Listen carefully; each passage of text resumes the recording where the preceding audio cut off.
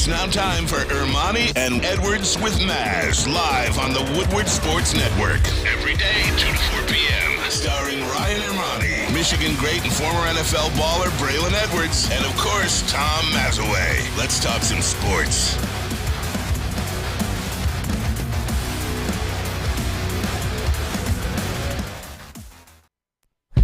Hey, let's go! It is Monday, February 20th, 2023. Ermanni and Edwards with Maz, Woodward Sports Network, woodwardsports.com, fox2detroit.com, the Fox 2 News app. Ryan Ermanni, Sam Flannel in for Braylon Edwards today. Tom Mazaway out as well. Oh, wah, wah, wah, wah. There you go. It's all good today. Sam, how you doing, my friend? I don't believe you and I have ever done a show together where you're the co-host of the show. I've had you in the booth before, but good to have you here, buddy. Oh, good to be here, man. I mean, I'm filling in for Braylon Edwards on something. If you'd have told me that a couple years ago, I would have thought you were crazy. And also, as you guys know, I got a little pick-me-up. My wife, my father-in-law, and my new puppy just came to visit me, and that's always nice on a day. Now, there's no question about that. Now, you had the puppy in today. Yes. And talk to me about the puppy, because there is nothing like a little puppy that will gather people together. Yes. I always said, if you're a single guy, okay, if your wife left you, if your girlfriend left you, if you're a single guy, all you have to do is go get a puppy, sit on a park bench, and they will come to you. Yeah, and I hope that my wife doesn't leave me anytime soon. I don't have that problem, but if I do... But if she were to ever leave you... If she were, I mean, obviously you got to get a puppy. Who would leave you, by the way? Well, thank you. Nobody who would leave you either. Right. But here's the thing. Also, when you have a cute puppy and you're just kind of petting it and being nice to it, women will, I think, naturally see you as a more safe, good guy, too, and not just some creep sitting at the park. You know what I mean? You got a puppy... You got that instinct, the puppy's cute, and as long as you have conversational skills, the puppy is the in. That's what draws them in. We should have taken a picture of the puppy. We did not take a picture of the puppy. We have no puppy pictures today because obviously, JB, getting a look at the puppy would be probably beneficial right now. Yes, absolutely. It is a very cute dog, by the way, Sam. But yeah, no puppy pictures, unfortunately, but it was nice to have a dog in here besides, of course, Stick's dog. So now I will say that we had the puppy in the building, and all of the Lady Jane's beautiful women flocked to the puppy. Yes. But the most beautiful one of all came to visit me and is my wife. So stop it. Very good. Very good save. Very good save there, Sam Flannel. Do you like to have fun, Sam Flannel? I love to have fun. What do you like to do for fun? Introduce yourself to our audience here. Well, I like to do lots of things for fun. I like to... Do you drink? From time to time. I did more when I was single. But do you do drugs? I do not do drugs. Okay. But, when I was a young hellraiser, I did a few more things. But now I just kind of live the domestic life, got the wife, got the dog.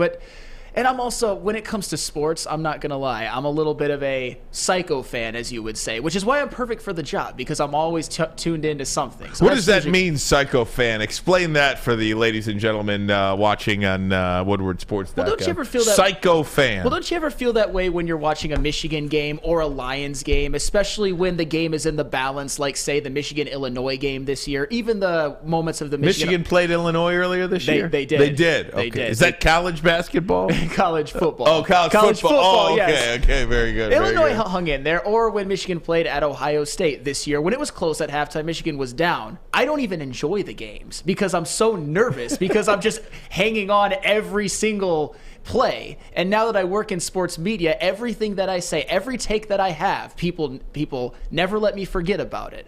I mean, like you, for example, you said that the Lions would win 10 games before the season. It was not looking so good at 1-6, but they almost did it. You were almost right, and you were more right than a lot of people who predicted them to win 6 or 7. 4 or 5 was yeah. One take that nobody will ever let me live down is taking Malik Willis at number 2.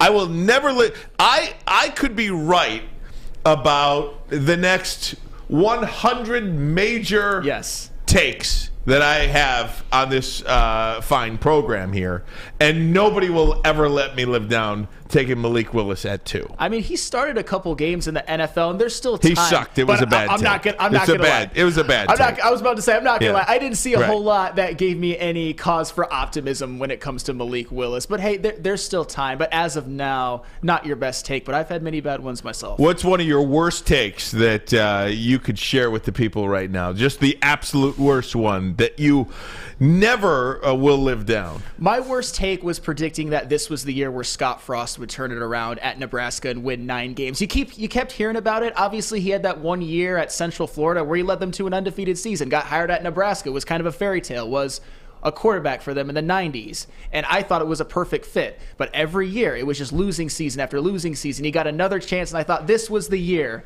And then he gets fired mid-season after an embarrassing loss. I forgot who it was to, and it was to a mid-major team. Just awful. Sam, as we reintroduce our audience to you, you have never not worn a flannel shirt here to Woodward Sports. Where does that come from? How many flannels do you have? How often do you wash them? I wash them. I never wear one back-to-back without washing. That's just at for least the we're record. safe on that. Hey.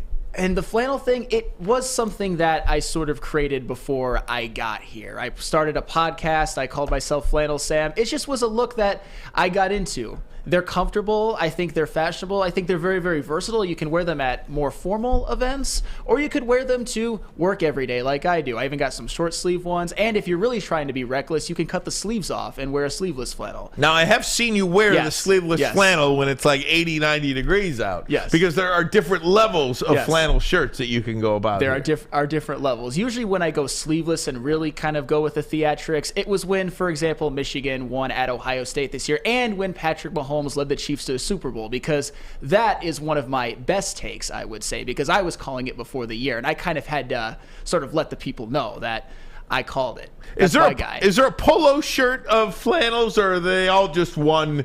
There's a flannel and this is it, and you get them at Target or Walmart or whatever. This is the flannel. I'm not exactly sure, but I just kind of, if it has that pattern, if it kind of feels like a flannel, it's a flannel.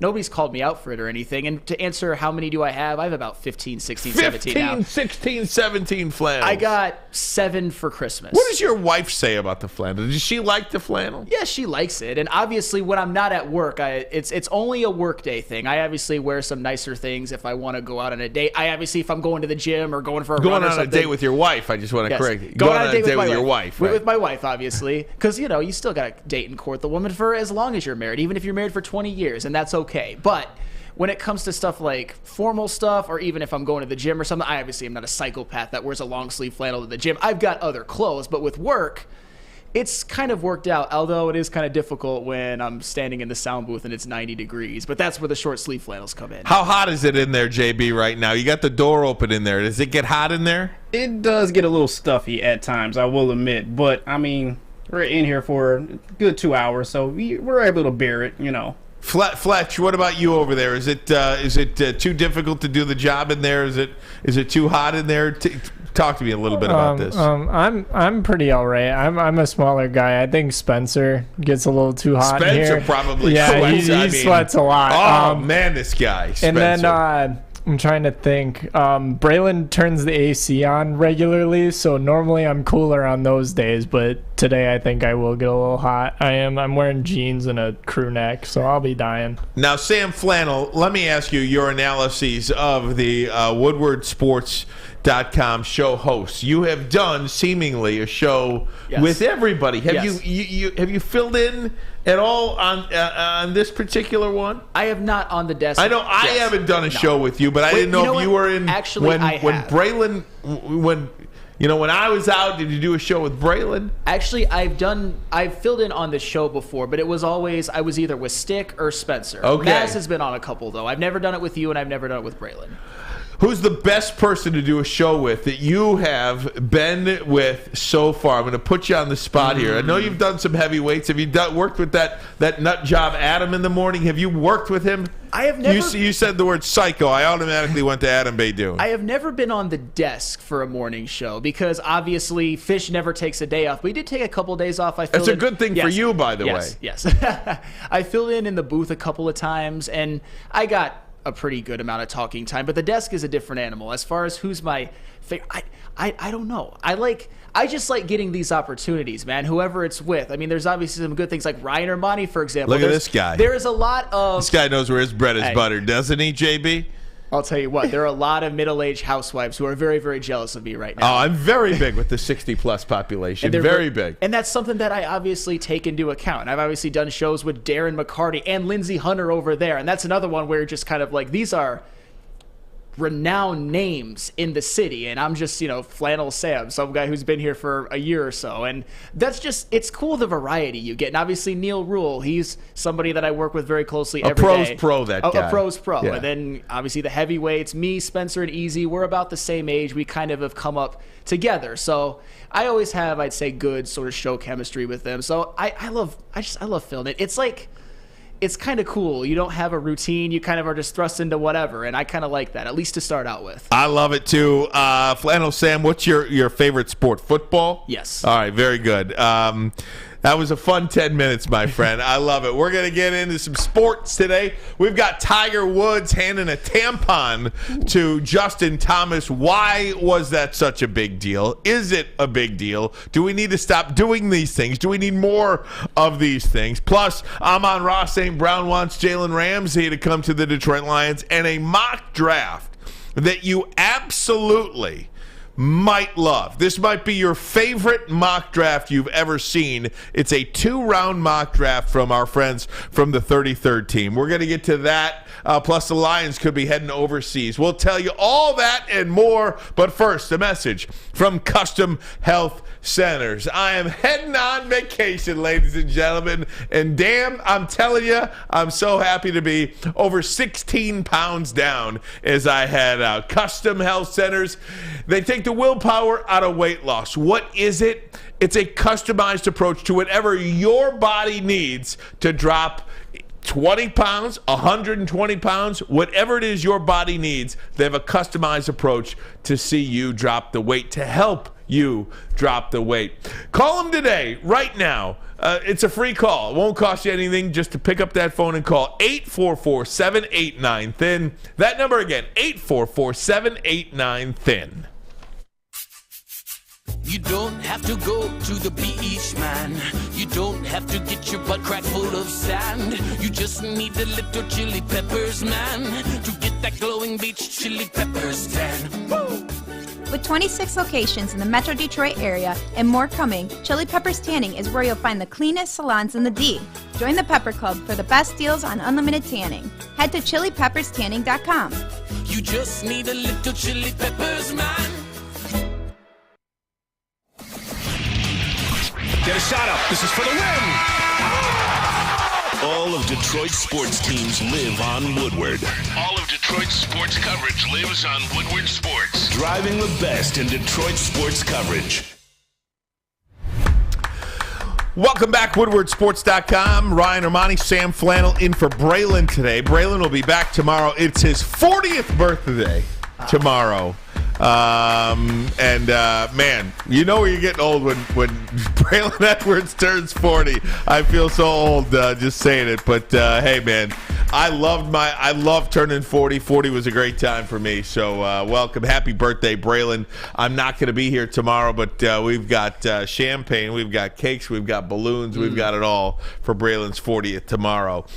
Sam, I want to get into this mock draft if I could, okay? All right, let's do it. Because look, I can do a mock draft every day, and I like getting mock drafts from reputable people. Sure.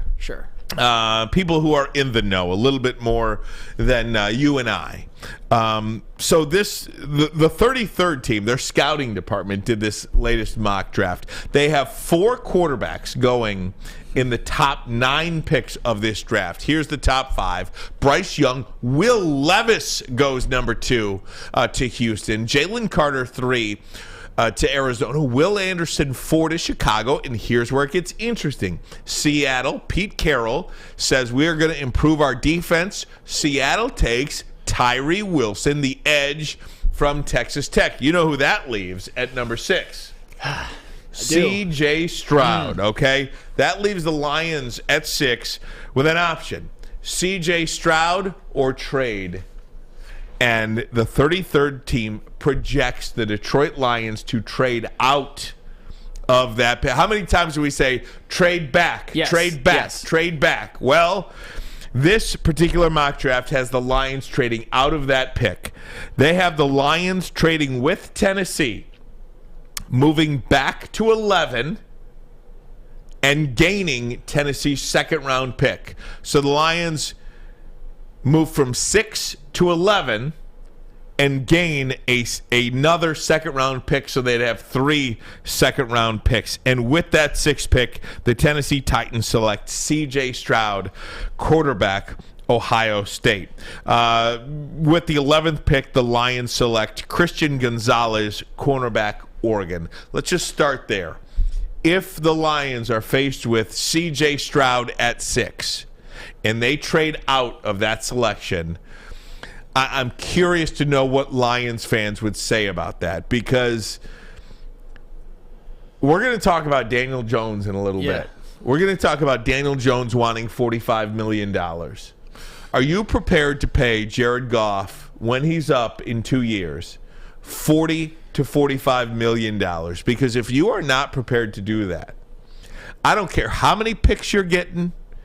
If you like that quarterback at 6, be it C.J. Stroud or Anthony Richardson, if you like either one of those guys and you pass on those quarterbacks, and then all of a sudden they turn into something, and 2 years from now Jared Goff says, okay, here's my turn, $45 million. Yeah. What do you do, Sam? That's a conundrum, because C.J. Stroud, he's one that obviously a lot of people would not expect to fall to 6. I think that he's the second best quarterback prospect coming out of the draft. And I know you and I, Ryan, a lot of our closest looks at C.J. Stroud have been in some of his more unimpressive showings, like this year when they played Michigan at home and C.J. Stroud only led them to 23 points. That being said, he looked pretty damn good against Georgia in that game. He led the game-winning field goal drive. It's just the kicker shanked the field goal. So CJ, that's a tough one. Obviously, Jared Goff is under contract for the next couple of years, and I think you can build a roster around him that can win you games, that can win you playoff games, that can win divisions, that could maybe even get you to a Super Bowl and maybe even a Super Bowl win, although that's a little bit of a stretch. But if CJ Stroud is there, it wouldn't break my heart if they took him. I wouldn't be pounding the table. But I also would be it would seem a little off-brand for a Brad Holmes. I think if C.J. Stroud falls, you might have the opportunity to get the best of both worlds, because obviously C.J. Stroud, if you pick him and he hits, that's obviously awesome. You got your quarterback of the future. But if you can trade back and get a guy like Christian Gonzalez at 11, who a lot of mocks have him going to the Lions at 6, if you can get him at 11 plus get another second round, you can further sort of supplement this roster and solidify this defense and solidify it to where it's a defense where the Lions can win the division and make some noise in the playoffs. So I don't know if I have really I like both options no matter what. I hope he falls. I think you can. Well, that would put either. the Lions in the best situation, right? Either they're going to evaluate this player, C.J. Stroud, and they're going to take him, or, hell, they might even like Anthony Richardson more than Stroud. Wherever their player evaluation staff comes down on, whoever they come down on, if that quarterback is there and they've evaluated him and they want him, they'll take him. If they don't like either quarterback, that is a perfect spot for the Lions to trade out of that pick then. If Stroud falls out of the top 5 And one of these three guys, whether it be Bryce Young or Will Levis or C.J. Stroud, if one of those three quarterbacks falls to the Lions at 6, well, you're in a really good spot. That could be the best case scenario for this football team because you're either going to take the player or you're going to trade out of that pick. Yeah, and that's kind of what you want. And honestly, I'm more of the camp, and we'll get to them more later, that only if it's Stroud or Bryce Young. I don't want to touch Anthony Richardson or Will Levis with a 10-foot pole right now because I think they have too many question marks. But at least with C.J. Stroud, he was a Heisman finalist 2 years in a row. He is arguably, by the numbers, the best quarterback in Ohio State history. You can argue Justin Fields, you can argue C.J. Stroud, but he is an NFL-level quarterback, and I think that he can project well to the NFL. There's obviously some knocks on him, like he played with some of the best receivers like Marvin Harrison Jr., Jackson Smith and Jigba, Garrett Wilson, Chris Olave, Emeka Egbuka. You could go on and on and on. Just an excellent group of wide receivers. And Ryan Day, say what you want about him, but the quarterback play really improved when he became their head coach. Justin Fields and C.J. Stroud were quarterbacks under his tutelage, and I think that he might have been in the perfect situation. But that's the beauty of it all. There's the flexibility. Christian Gonzalez at 11. At 6, I'm kind of thinking, I don't know about that, but I think he could be the best cornerback in the draft. He's not necessarily my favorite, but I like a lot about him. He's a big corner. He's athletic. He's got speed. He's a guy that I think could possibly shut down half the field. And a corner, unlike quarterback right now, is a need right now. Yeah. I don't want to go into next season, with all due respect to these players, because they both had flashes. I don't want Jerry Jacobs and Jeff Okudah to be the starting bookend corners. And they won't be. They won't be. I think that would be, I don't want to say disaster. Irresponsible. It'd be irresponsible. It would be a hindrance to the plan to solidify the defense. So Christian Gonzalez at 11, I don't hate it. But if C.J. Stroud's there and they take him, I also don't hate that either. I would probably lean towards trading back and going with the corner, but that's just because Jared Goff, whether you like him or not, he's still under contract for 2 years. We don't have to have those discussions yet.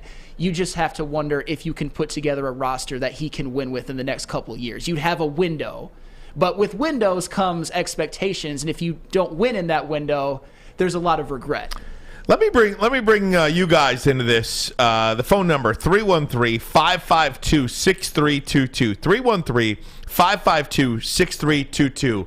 Isn't this the best possible scenario for the Lions here at 6? Because either one of those three quarterbacks, again, Bryce Young, Will Levis, or C.J. Stroud, are going to fall to them at 6. So you can either take them or trade out of that selection. And according to the mock draft that we are following right now, the one that came out today, mock draft 3.2 from the 33rd team, they have the Lions trading with Tennessee, moving back to 11 and taking the cornerback from Oregon in Christian Gonzalez. And Tennessee gets the quarterback. Here's what I will say about it, though, too, Sam, is I trust Brad Holmes and his analysis and his evaluation of all of these guys. I don't know what he's going to do in free agency.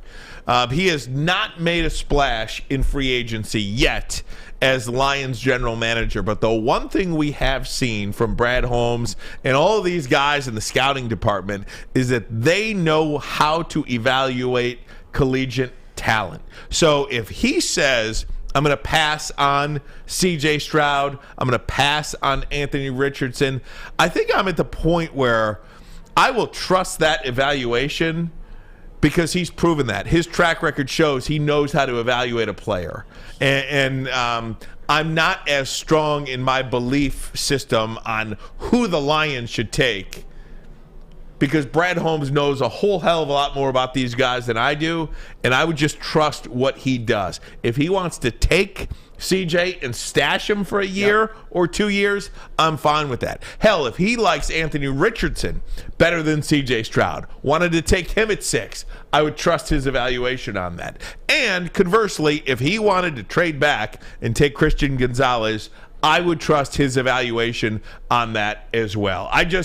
With the Daniel Jones, and again, we can talk about that later on in the show, with the Daniel Jones coming out and saying he wants $45 million a year, you do have to look ahead and project, is Jared Goff going to want that kind of money 2 years from now, or a renegotiation after next year? Are you prepared to do that when you've got guys like Amon-Ra and Sewell and all these guys coming up, and the bill is due on those guys eventually pretty soon, and I'm not sure you can build a team and pay Jared Goff $45 million a year, which might be the going rate. I mean, honestly, if Daniel Jones gets $45 million, obviously we don't know if he's going to get it or not. He's asking for it. Then Jared Goff is most certainly going to ask for $45 million, depending on how the next couple of years shake out. Jared Goff's going to be looking at his agent and being like, that guy over there in New York, he's got $45 million. I'm worth more than that.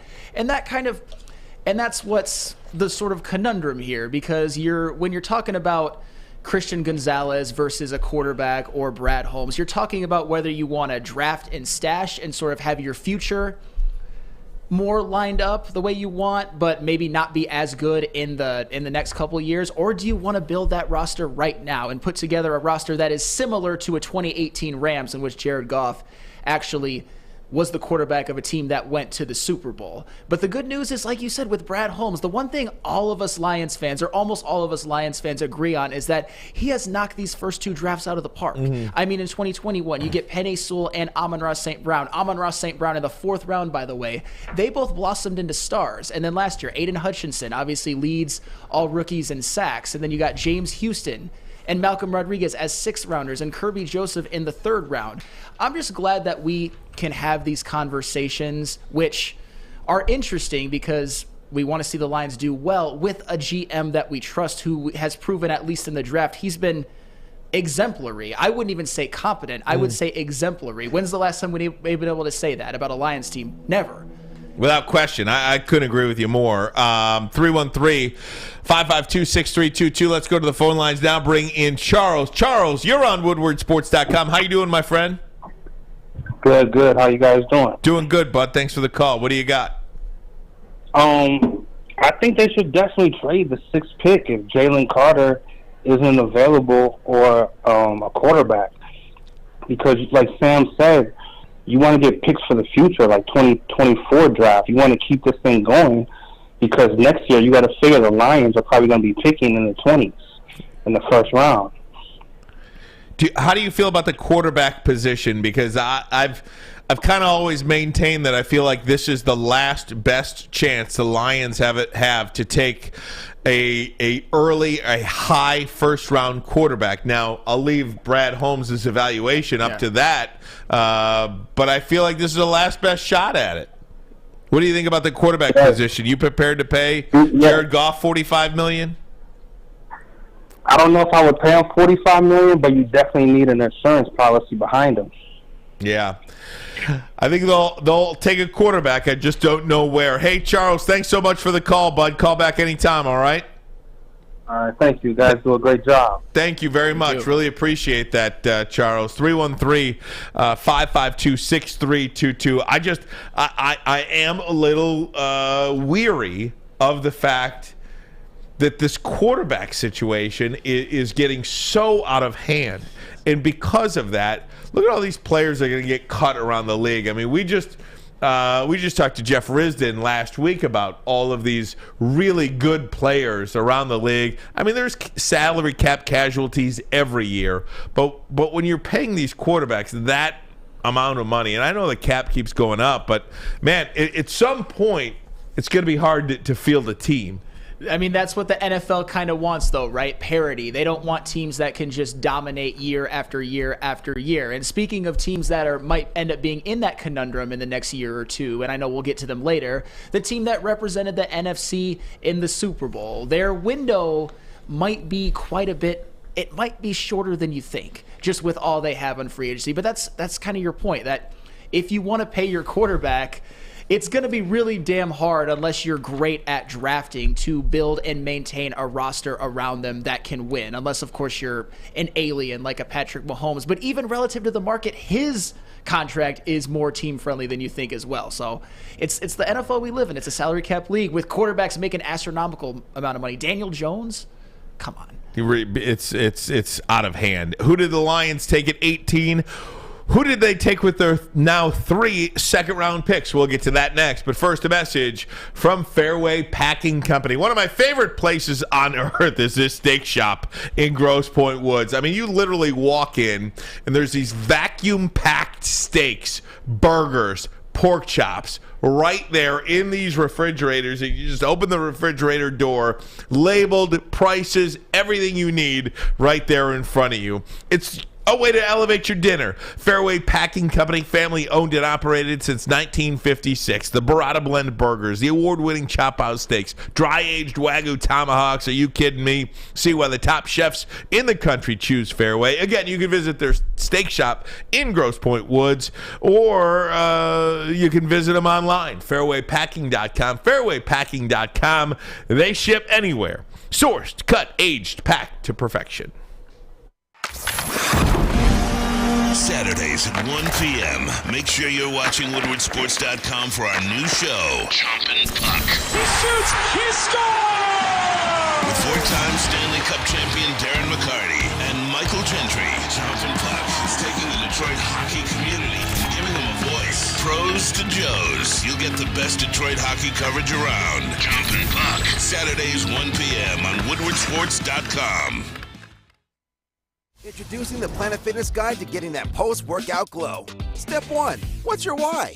More epic energy? Better sleep? Blow off steam? Step 2. Join Planet Fitness for just $10 a month and get moving in our clean and spacious clubs. Step 3. Bask in that post-workout glow. Join Planet Fitness today for just $10 a month. Join today at any of the 50-plus Detroit area locations. Have an opinion? Make sure it's seen and heard. Corner, jumper, ah! Tweet us, hop on the YouTube chat, slide in the DMS at Woodward Sports on all social media. Swiss Insurance Group and their employees are heavily involved in their community. It is very rewarding, but comes with great responsibility. If you send a local youth sports board, homeowners association, or a volunteer coach, directors and officers insurance is a must. Make sure the kids, parents, and volunteers are protected. Email them at mark@swissins.com. That is mark@swissins.com. Sam Flannel in for Braylon Edwards today. Braylon will be back tomorrow. Tom Mazaway still out. He'll be out for a couple of days. Back on Wednesday this week. I'm out there. We're juggling time off this week, but having a lot of fun talking about this mock draft with my good friend Sam Flannel over here. He's doing a great job. Mark Ross says Flannel Sam is up for the task. Great job. Doing a great job here so far. So, again, if you're just joining us, just tuning in, we're talking about this 33rd team, their mock draft 3.2. They have the Lions trading back to 11, taking Oregon defensive back Christian Gonzalez at 18, Sam.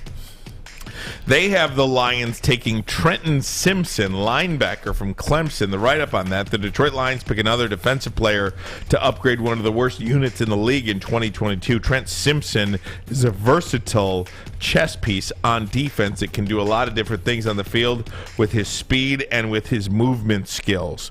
Now, I know nothing, less than nothing, about Trent Simpson.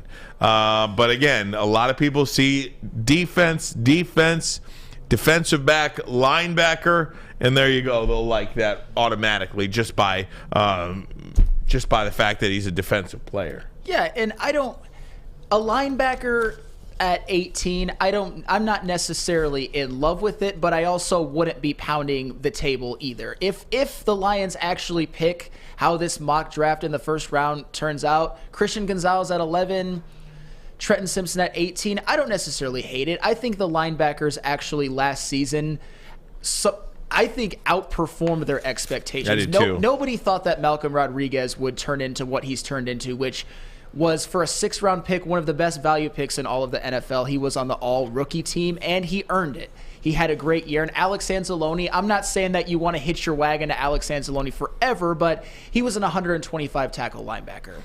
Trenton Simpson, though, if you want to go young, if you want a guy who is also a versatile linebacker, who is good in coverage, fast, even had some he had 13 sacks in college too, which to me, Look at this guy. He had 13 sacks. Are in you college. Mel Kiper? Am I doing a show with Mel Kiper? Hey, I mean, maybe give me a widow's peak and give me a couple of really bad. I didn't mock know this drafts. guy was friggin' Todd McShay. If they need me, but I'm pretty good at Woodward right now. But yeah, Trenton Simpson, he even had 13 sacks in college, which he didn't do that as much his junior year or his last season. But the fact that he can, the fact that he is versatile, and the fact that you could always use more linebackers. I mean, Alex Anzalone, are the Lions going to re-sign him?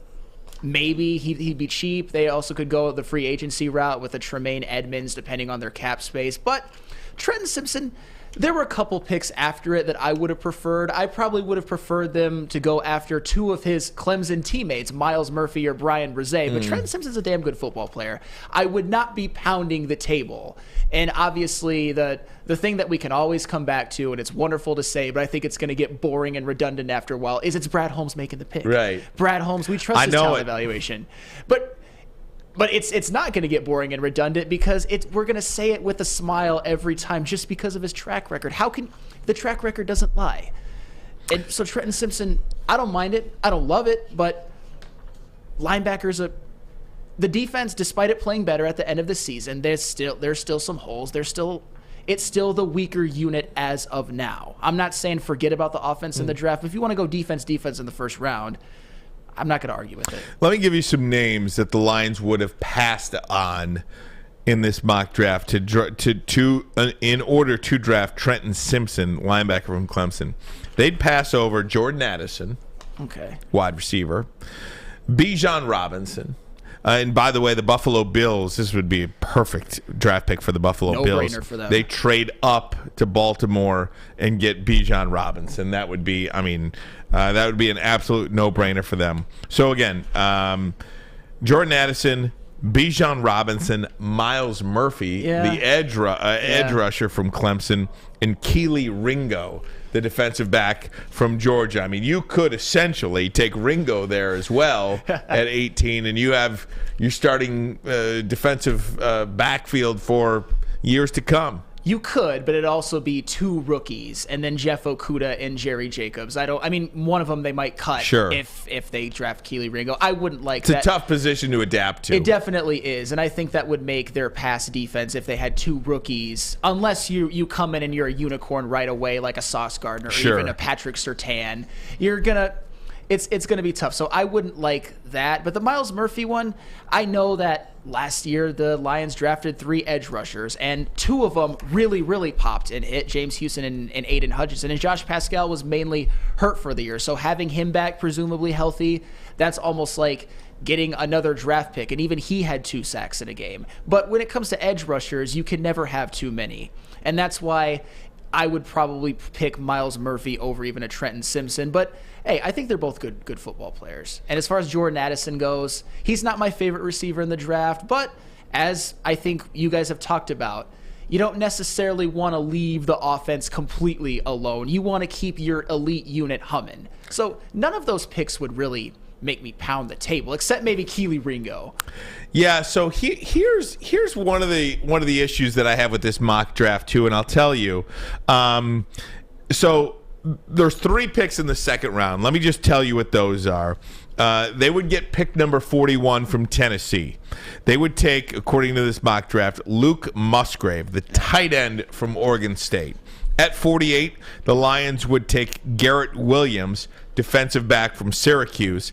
And at 55, Sidney Brown, safety from Illinois. They got a pretty damn good safety from Illinois last year in Kirby Joseph. So they've got 4 of the top 55 players in this draft. 4 of the top 55. Or excuse me. 5. 5 of the top 55 players in this draft. 5 of the top 55 and 4 defensive players and a tight end. Again, I take mock drafts with a grain of salt because I like to see what they do in free agency. Free agency is a full month before the NFL draft. But I just think you absolutely need help at running back still. Yes. You absolutely need help on the offensive line still. And again, this is your last best chance to take a quarterback. So I would not say my offense is good. Not going to do much with that. Let me re-sign Jamal Williams and we'll be good. I'm not ready to do that. I'm not sitting here advocating for that at all. But a lot of people will look at this and say, hey, they need defensive help. They're getting defensive help with 4 defensive players in the top 55 of this draft. But it's 4 defensive players, but you also didn't address the interior defensive line position, which is something that I think is one of their biggest needs. I'm assuming then they'd want to go grab someone in free agency, but a lot of those guys like Deron Payne and Javon Hargrave, they could be pretty expensive. I mean, when you look at their number 41 pick, a tight end, which I'm not too excited about, but hey, they don't really have a proven one, although the ragtag bunch did okay last year. The pick right after that is interior defensive lineman Keanu Benton from Wisconsin. I don't know much about him, but I would probably take a chance on one of them. Hell, I might even go after a guy that we know very well, Amazi Smith. I'm surprised he's not mocked in here. And I like the Sidney Brown at 56. I think that safety is a position of need, and I like him a lot. He was Chase's brother. He's a very good player, and obviously to reunite him with his old teammate Kirby Joseph, that would be fantastic. And then 48, another corner. That's another one where I'm sort of I'm iffy about. And you mentioned offensive linemen. The guy who's mocked right after Sidney Brown, Osiris Torrance, guard from Florida. The Lions are probably going to cut Vaitai. Yes. Yeah, I mean, why wouldn't you? It'd save a lot on the cap. $10 million, I believe. I think they shaved $7 million of his $10 million, I think or something like that. Yeah, and he obviously has back issues. He's a guy that I would probably pick over even a Sidney Brown, certainly over a tight end or a corner. And then you mentioned a running back. It wouldn't bother me so much them not getting one here. I actually wouldn't mind if they, in a later round, picked up a Chase Brown, who we saw pretty well torch Michigan. One of the few running backs to actually do anything against Michigan. I think he's really good. And maybe even a Kendre Miller from TCU. He's another one that had a really good year, and you can get him for very, very cheap in a later round. I have very mixed feelings about this mock draft. The whole addressing the defense, kind of leaving the offense alone, but not addressing the interior defensive line. 2 corners, 3 secondary players. I don't know. There's a lot of moves that I like. The Christian Gonzalez one, but there's also ones where I'm just. And again, take these mock drafts with a grain of salt. They almost never turn out how you think. There's always a lot of surprises, but this is a reputable source. I think a lot of people are like. Is it fair to say you'd be disappointed by this mock draft? Overall? Yeah, I would. I think if the Lions had 5 of the top 55 players in this draft and you didn't get a quarterback, a running back, an offensive lineman, or an interior defensive lineman, or hell, an edge rusher. Right. I think that would be a great disappointment for Lions fans. I think that. No, I agree. I think the question is, and I think a lot of people in the chat, maybe even you, JB, if you want to chime in on this, the Christian Gonzalez pick, I would probably be pretty happy. I'd be, especially at 11. But any of the others, are you standing up, cheering? Are you super excited? Or are you just kind of like, I don't know, like either I don't know about this, Matt, or like, what are you doing? I mean, JB, what say you? At 11, Christian Gonzalez is a solid pick. I like that. But if we're talking Brad Holmes here, I'm going to need a little bit more if I'm giving up that 6th pick to the Tennessee Titans. I know you're getting that 2nd round pick back in return, and there's at 11. But also, if CJ Stroud is supposed to be your franchise QB that's going to take you past Ryan Tannehill in the near future, I'm going to need a little bit more. Maybe sprinkle in something for next year. Get a couple picks from next year from that. But as far as Trenton Simpson goes, that's a pick I'm not doing at 18. That's someone you could take either mid to later on in that 2nd round or even 3rd round. I like the guy. He has speed, very movement on the field, but at times you can tell he's thinking. He's overthinking too much when he's out there. So it's just not someone I would pick at 18. I would have taken Miles Murphy. I want to ask you guys this question too, and feel free if you want to call 313-552-6322, 313-552-6322. One of the things that's never discussed in any of these mock drafts is, would you trade up? would you trade up and get one of those two game wreckers, be it Will Anderson Jr. or Jalen Carter? Would you do that? I want to get your take on that next, but first a message from SMA. Yes, the sports marketing agency helps spread awareness about mental health and substance abuse. Their new podcast, This is the S Word, helps fight the stigma about seeking help. If you or someone you know is struggling, head to thesportsma.com. By now you know me, Christina Gennari, as the obvious choice in real estate. And you know my website, soldchristina.com, as your #1 resource for buying or selling your home. Myself, along with my amazing staff, pride ourselves on making your home buying and selling experience a relaxing and easy one. Come see why we are the obvious choice. Christina Gennari at soldchristina.com, the obvious choice in real estate.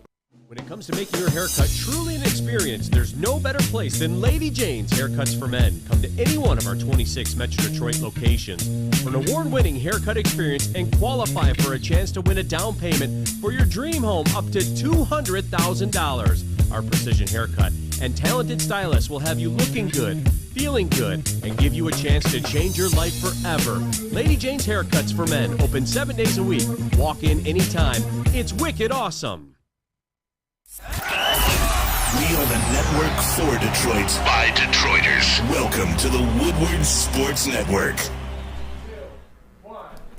Cousins Maine Lobster Food Truck is up for Food Truck of the Year. Make sure you go and vote for them at freep.com. Once again, that's FREEP.com for Best of Detroit, and follow them on Facebook.com/CML Detroit for your chance to win a $300 Visa gift card if they win. And also make sure you try Cousins Maine Lobsters today. Scan that QR code to the left of my head, I believe, to find out where they'll be next, and give them a try today. It's Cousins Maine Lobster. Good job on the geography there, JB. It was to the left of your head. Very good.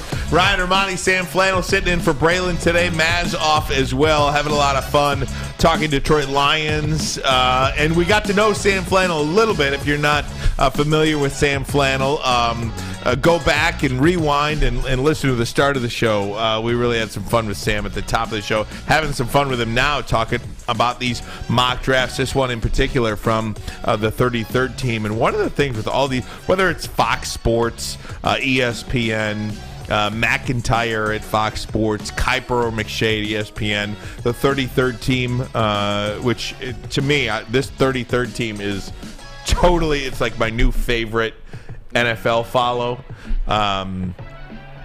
Nobody ever talks about him moving up. And I'm just curious because they do have some ammo here. They do. They have some draft capital to move up. And there are two players that we all seemingly believe are going to be two future all-pro type guys. Yes. One is Jalen Carter, the defensive lineman from Georgia. The other is the linebacker from Alabama, in Will Anderson Jr. And you've probably got one chance because the Bears aren't probably going to trade with you. If they identify Carter or Anderson, they're not going to trade with you. So really what you have to do is you may have to make a sweetheart deal with Arizona at 3. And you're going to have to figure it out at that point. Are you willing to give up what you're going to have to give up to move up 3 spots to get Jalen Carter or now, again, that's assuming Chicago – I'm assuming Chicago trades out of that pick or takes. Let's see if Chicago takes Jalen Carter or Will Anderson 1. Yeah. Or trades out of that pick to 4. Yeah. So there's going to be one guy left. Right. There's going to be one of those other 2 guys left there at 3. Yes, and there's obviously, I mean, maybe not and obvious. I love them both. Yes, not obvious to all, but to me and to a lot of people, when it comes to defensive players in this draft, there's Jalen Carter, Will Anderson, or however you want to order them, spacebar, everybody else. I mean, Will Anderson, for example, was one of the most dominant college edge rushers I've ever seen. He could have won the Heisman Trophy last year. He was just, last season, not this previous one, but 2021, he looked like 1986 Lawrence Taylor, the college version. Right. I just think he's... as good of an edge rusher prospect as you're going to find since maybe a Myles Garrett, somebody like that. I'm not saying he's necessarily going to be Myles Garrett as a pro, but it wouldn't shock me. And with Jalen Carter, if you want to talk about solidifying the interior of your defense, he's the guy to do it. He's one of the most dominant interior linemen I've seen coming out in many, many years, like 5 to 10. He's a guy that I think you just plug and play right away, and he could be a Pro Bowler in year one of those type of players who you know right away, like an Aiden Hutchinson, for example. So if that is that important to you, solidifying your defense, getting another great player, maybe making it even, say, a top 20 or top 15 defense, would it be worth maybe trading the 6th and maybe a 2nd? Yes. I believe that with every fiber of my being. And there's a part of me that's obviously like, you want Brad Holmes, let Brad Holmes cook, let him use all of the picks that he has in his arsenal. But Brad Holmes has also showed that he's not shy about trading up. I mean, how did the Lions get Jamison Williams? And we obviously, Jamison Williams is still a relative unknown, but that was a hell of a chess play by him. And if Brad Holmes wants to do it again and get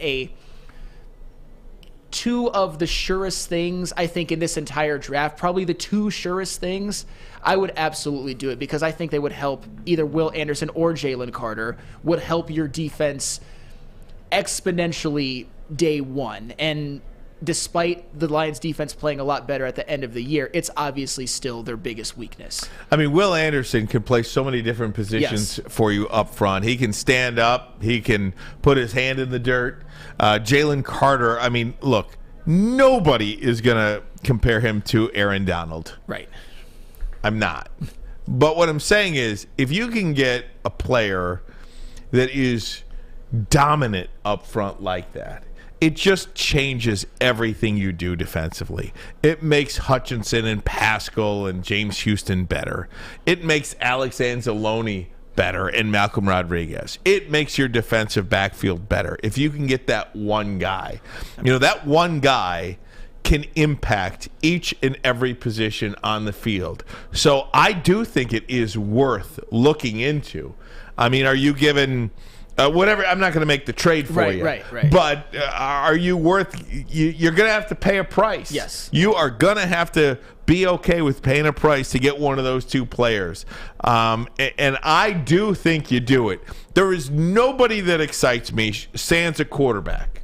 Yeah. If your quarterback is... if you've evaluated this thing and you like a quarterback and you can wait for a quarterback or even trade back and get a quarterback... I'm good with that. If I don't do that, I'm trading up and getting one of these 2 guys. I am, and I'll figure out the rest. I'll figure out the rest on the fly.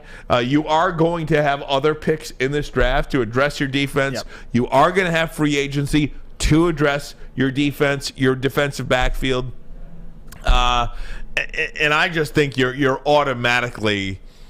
you improve your team if you put one of those 2 guys on the defensive side of the football. Yeah, and to sort of echo what you said, and you kind of mentioned a little bit what I said, when you talk about prospects who are sure things in this draft, I mean, I don't even think we think that Bryce Young is necessarily a sure thing. We think of 2 names. We think of Will Anderson and Jalen Carter. And when it comes to Jalen Carter, I know you said he's obviously not going to be an Aaron Donald, and we're not expecting that.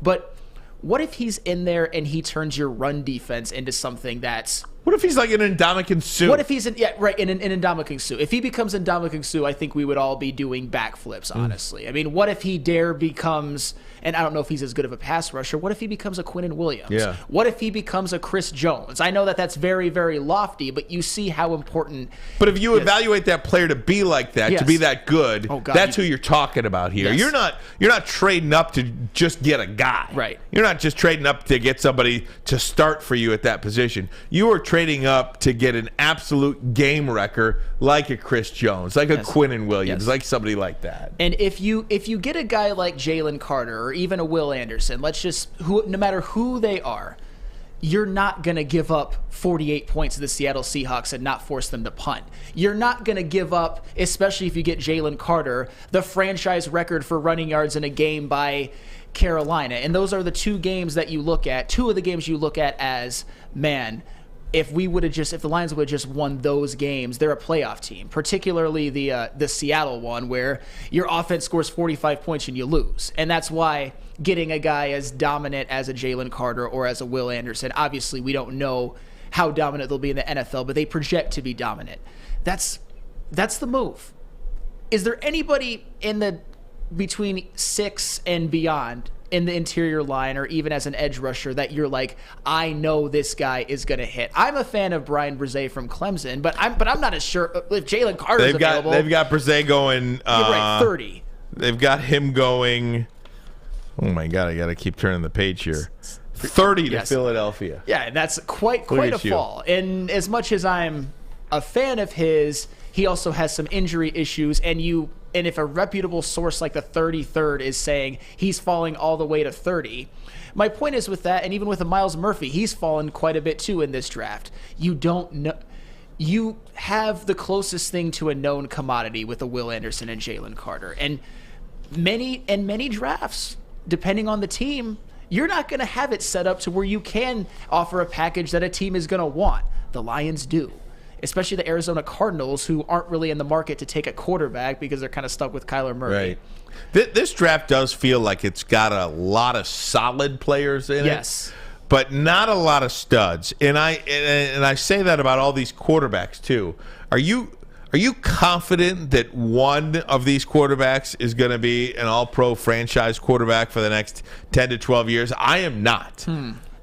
I am not convinced that any one of these quarterbacks is going to be a franchise guy. But if there is one, and I will make way for Brad Holmes to do that evaluation. I can't say that, but I mean, like you said, Brzee. I've seen Brzee go 6 to the Lions. Yeah. I've seen him go 30. Yeah. I've seen Peter Skronsky, the offensive lineman from Northwestern, go number 7. I've seen him go number 26. I've seen Jackson Smith and Jigba go 16. In this mock draft, he's in the second round. What does that tell you? And I'm not... Usually with these mock drafts, they don't get a lot of the names right for the specific teams, but they're not too far off in terms of the area of where they're taken. In all of these mock drafts, these players are taken anywhere from 6, which I've seen Brzee go to the Lions at 6, now to 30. That's a huge discrepancy. Yeah, what it tells you is that so many of these draft experts evaluate these guys so differently. And I mean, in a lot of drafts, you obviously have those guys at the top who you know. I mean, I know this is an extreme example, but like an Andrew Luck, did anyone not have him going number 1? Did anybody not have Trevor Lawrence going number 1? Did anybody not have, say, even Aiden Hutchinson going really high? But with a lot of these sort of middle first-round picks, even upper first-round picks, there's just a lot of variance. I mean, you see how these guys are falling. I mean, 6 to 30 with Brian Brzee, that's incredible. But that also means that there's a lot for people to like and there's a lot for people to question. And if you stand pat and you're the Detroit Lions, then that's what you're basically going after. A guy who's more of a, let's just hope he works out. Yeah. Not like, I know this guy is a plug and play from day one. I mean, there's obviously no sure things, but when you're talking about even drafting a Christian Gonzalez at 11, I like him a lot. He's no Sauce Gardner. I can tell you that almost guaranteed from day one. He's not going to be Sauce Gardner. No one really is. It's not a lottery ticket, because a lottery ticket is obviously like drafting a 6th round QB and hoping it works out like a Tom Brady. That's a lottery ticket. But what would this be? Sort of just, let's just hope he works out. Not, I know this guy's going to impact us from day one. Chef Chris Smith says the Jordan Davis was supposed to be the man, but nothing. If you remember back, again, in the only thing people say about me is that I wanted Malik Willis last year, but Chef Chris Smith, another thing that I said is that I said that Malcolm Rodriguez is going to have a greater impact on the Detroit Lions than Jordan Davis would have on the Philadelphia Eagles, and I was right about that. Jordan Davis was less than an average guy, I think, for Philadelphia this year. He barely heard his name in the Super Bowl. Yeah, I mean, Jordan Davis, He had his moments. I think at times he was a guy that kind of clogged up the middle. But he was Ndamukong Suh, Aaron Donald type guy, which I think a lot of people, when he dominated Michigan, like the way that he dominated Michigan when he played at Georgia, I think a lot of people here for the Lions were like, oh, go get that guy. Yeah, some people even wanted him at number 2 overall, which I thought was crazy for a guy who just doesn't play enough snaps and doesn't really impact as a pass rusher. So, yeah. Guys, we're going to continue on with the Lions. Talk some news today regarding their schedule. They might be headed abroad to face who and where. We'll get to that next, but first a message from the Foaling Warehouse. Yes, the Foaling Warehouse in Hamtramck is your home of the original football bowling game. With 2 ways to play, $12 unlimited open play, and $120 lane reservation for up to 10 people. Plus, they've got that $2 mystery beer machine and, of course, the full bar. Check them out today, or you can always check them out online at foalingwarehouse.com. It's a great day to get some Centron in your life. Okay. There it is. Centron, here we go. Gotta grab the cranberry. Oh, wait, it's 2 for $4. Gotta double up with the classic as well. Centron World, baby. Centron, available at select Krogers, and if you want to know how, go to @CentronWorld.com. You get dope like me. You know what? Why wait?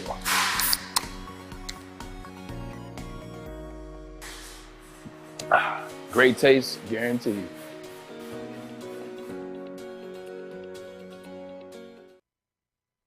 As chilly weather approaches, Big Boy's got the perfect comfort meals for you. Try our hearty classic meatloaf or our creamy Cajun chicken Alfredo. These will be sure to leave you craving for more. How about breakfast? Our stuffed potato pancakes are back with our lumberjack, blockbuster, and Santa Fe Garden. These potato pancakes will definitely fill you up. Whether it's for breakfast, lunch, or dinner, come stock up on the perfect comfort meal today. We'll see you soon at Big Boy. Woodward Avenue, the first paved road in America. Woodward Sports, the first sports network born in Detroit and made for Detroit. Now is the best time to join Planet Fitness. The gym that has always been known for being clean is now cleaner than ever. With tons of equipment, a full body workout, and the 30-minute circuit, and all memberships include fitness training. The best part about all this, you get it all just for $10 a month. Only $10? Yes. Oh my goodness, $10. Yes, I know. I couldn't believe it either, but check this out. Planet Fitness has more than 50 convenient locations in the metro Detroit area, so no matter where you are, there's a Planet Fitness nearby. Join in club today, or as always, you can check them out online at planetfitness.com. Hey, having a lot of fun. Hour number 2 of the program. Ermanni and Edwards with Maz. Sam Flannel in for Braylon today. Maz out as well. Sam doing a hell of a job here. Had a lot of fun with you hour number 1, and we'll continue to do so in hour number 2. Talking about the Detroit Lions now. And let me say this. Saw this tweet earlier today by Dave Burkett, Sam.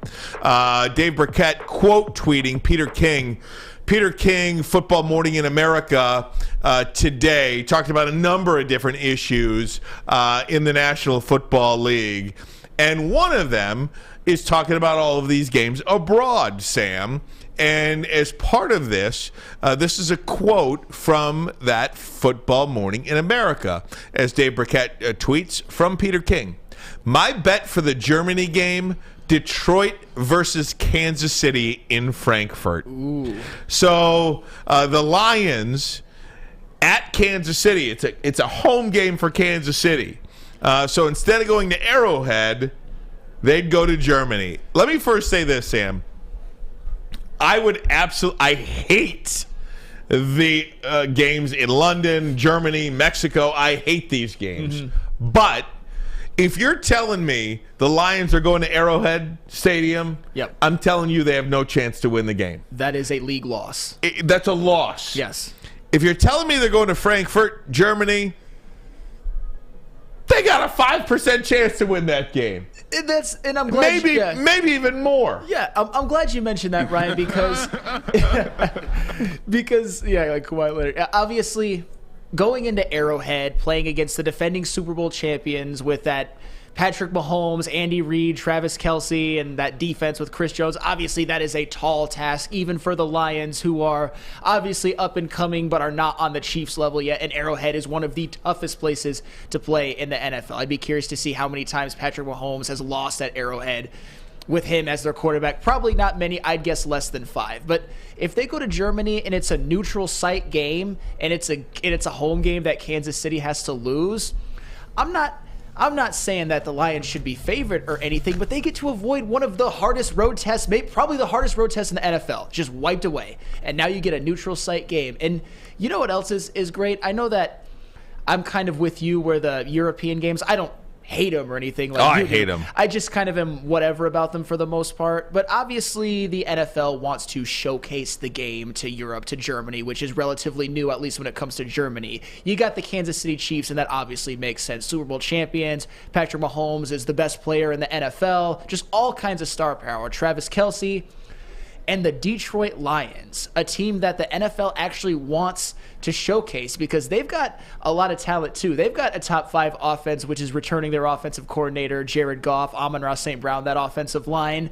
And they've got a defense full of young, up-and-coming players like an Aiden Hutchinson. I just think it's amazing that they want to choose the game in which the Kansas City Chiefs, which the most exciting, best team in the NFL, are playing the Lions. This isn't the same old Lions. They wouldn't have done this. They wouldn't have had the Matt Patricia Lions in Europe. No chance in hell, especially against the Kansas City Chiefs. They would have just been set up for them to get pounded. No doubt about it. Lions fan. Lions, no doubt, Sam. And I'll say this, too, about the Lions. I mean, I looked at the schedule last year when I projected them to win 10 games. And I said the Buffalo Bills are the only team, to me, on it that was an automatic loss. Yes. Conversely, when you look at the schedule this year, and the schedule's not out, but the teams are, yes, and you're seeing it on your screen right now. Great job, Fletch, by you. I look at this and I say the only automatic loss I see on here is on the road to Kansas City. But again, if you take that Chiefs game out of Arrowhead, I think it does give the Lions a chance to win that game. So maybe there are no,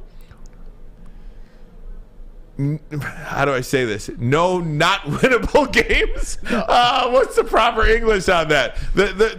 They could win every game on this schedule. There's not one game on this schedule, if you take that Arrowhead game out, that they can't go win. There's certainly no game that you're guaranteeing they're going to lose if the Lions play the Chiefs at Germany instead of at Arrowhead. There are definitely quite a few tough away games, like at the Ravens, at the Cowboys, which, beat the Lions this year pretty bad at Dallas. Even at the Chargers, we're presuming they'll be better. Those are going to be some tough games. But if the Chiefs game can turn into a neutral site one in Europe, you're looking at this schedule being exponentially easier because that's the one guaranteed loss, at least you think, but if it's in Germany, it's not. And then when you look at that home schedule, I'm looking at that home schedule having visions of 8-0 at home, honestly. Look, we did this a couple of weeks ago, Sam, where we picked winners. I mean, if you look at that thing, throw it back up for us, Fletch. I mean, 7-1 at home at the worst. Yeah. 7-1 at the worst at home. That's what we're talking about here. And then Bears, Vikings, Packers.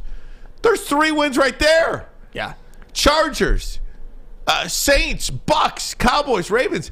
I mean, you're looking at if they go 5-4 on the road, 7-1 at home, Sam, that's, by my math, a 12-5 record. That is a 12-5 record, and a 12-5 record might win you the NFC North. And it absolutely will win you the. No team in the NFC North is winning 13 games this year, unless it's the Detroit Lions. That's an excellent point because the Minnesota Vikings were the only team to win 13 games last season in the NFC North, and we all know that they were very, very fraudulent. 11-0 in one-score games, had a defense that was statistically even worse than the Lions defense. Kirk Cousins had his worst statistical season as a starter by many, many metrics, and they still won the division, and their defense was old. A lot of players like Patrick Peterson and Harrison Smith, that might be their last hurrah. So, no, 12-5. No, you're right. I was maybe being a little bit too cautious. 12-5, you're right, Ryan. That's why we come to you to be the eternal optimist. I don't know how you are being a Lions fan who's had more years to be hardened than I even have. Well, it just feels it just feels different, and it does with these guys, and you see it. The only thing again that concerns me is moving forward, and I guess I should just worry about the moving forward part when it's time to move forward. Take this thing one season at a time, and I think a lot of this with the Lions fans too is I don't think any of us really believe that the Lions are going to do anything next season other than go up. Yes. I don't think there's a person out there, and maybe there is, and if you are, feel free to tell me why you think they are. 313-552-6322, but you can't say because they're the Lions. Yeah, right. That's old, that's lazy, that's done. If you have a legitimate reason why you believe that the Detroit Lions aren't going to win double-digit games next year, because they're at least going to win one more game than they did this year. At least that's my belief. Tell me why. And I don't think we've ever had that collectively here in the last 20 years at least. Certainly not. Where you felt really good about it. Even when in 2014, Matthew Stafford and the Lions, I think they had their best team. Yes. In 2014, I think that team could have, at the very least, played in the NFC Championship game. I don't think all of us even knew how good they were at that point. Oh. Now we are expecting it from day one to go in and take this North. Just take it from everybody. It's theirs to lose. You know what? And if we're talking about the Lions winning the NFC North, which I know you and I, Ryan, both expect them to do, you can start having conversations that might seem even a little reckless right now. Because if you win your division, it's very, very likely that it's not guaranteed, but it's guaranteed you get a home playoff game. Yeah. But it's also likely that you might get one home division round. If you get some luck, you might have a home NFC Championship game. No doubt. And then what happens if you win the NFC Championship game? I know that sounds reckless now, but if you are a division winner, there is no reason why you can't have aspirations to go to the Super Bowl. Baydoon's in the chat. If the Detroit Lions don't win 10 or more games, it would be very disappointing. Absolutely. There's no doubt about it. And honestly, I don't want to be reckless and say 8-0 at home, but they absolutely could go 8-0 at home, 7-1 at the worst. Yeah. We're talking if they go 6-2 even at home, it's kind of a disaster. I mean, they've already proven that they can beat their division opponents at home. Obviously, the teams are going to be a little bit different, but I'm trying to think of all who they had. Their road schedule, I'll just say this, looked a hell of a lot harder. Yep. And that can actually, I think that can actually play to their advantage. If you know as a team that you're probably going to be favored in all of your home games, they might be favored in all their home games. I mean, if you want to be a dominant team, if you want to be a division winner, if you want to be talked about in those waters, the very first thing you have to do is protect your house, protect Ford Field, and go 7-1 and 8-0 in those very, very, very winnable looking home games as of now. Sam, we're going to take a break. I want to get off the Lions for a little bit if I could. This was the first weekend without football. What did you do with your time? Did you pay any attention to the XFL? Something happened in an XFL game. I want to ask you if that would translate to the NFL. I think you really need to take a hard look at this thing. Plus Tiger Woods and Tampon Gate.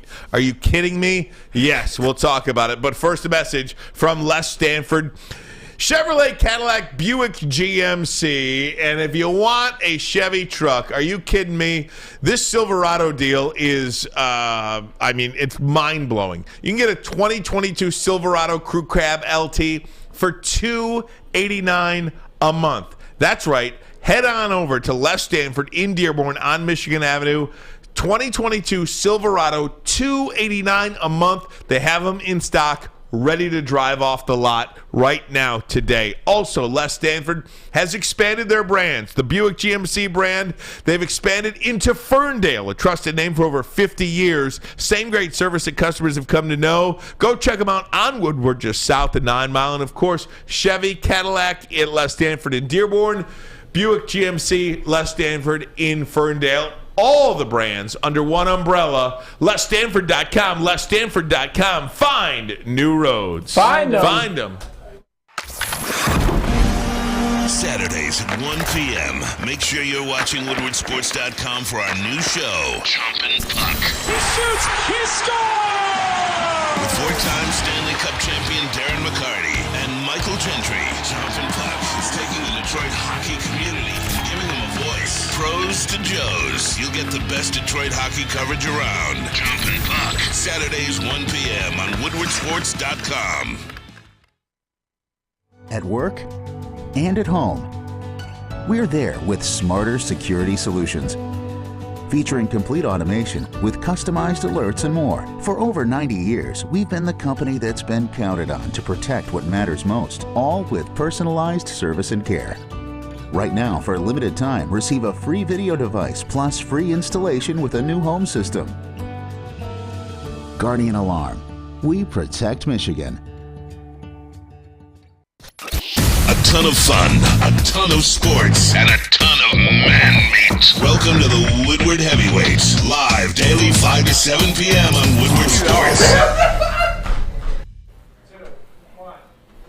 At Alta. Uptime, it matters. Uptime matters. Alta Equipment has everything you need to get the job done. Have a big project coming up? Well, Alta Rent has you covered. Give them a call today at 844-GO-TO-ALTA. Once again, that is 844-GO-2-ALTA.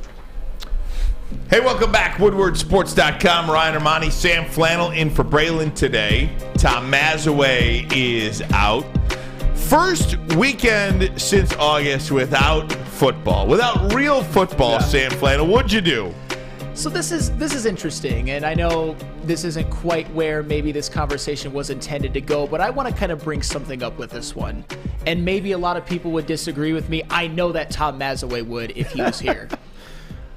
There's a part of me, because of how much emotional investment I put into Michigan, the Lions, even the Chiefs, because I hitched a lot to Patrick Mahomes winning the Super Bowl. There was a part of me that was almost a little relieved because, like I said, a lot of those games, especially the big ones, until the outcome is decided, I'm not actually enjoying them. I mean, there were a couple Lions games, like the one against Jacksonville, where the game was pretty much never in doubt, and against the Bears. There's obviously always games like that. But I was a little bit relieved that there was no football. I kind of needed a bit of a chance to decompress and just sort of breathe a little bit. And obviously, as you guys know, got a new puppy. There's obviously a lot that is involved with that. Puppygate. Yeah.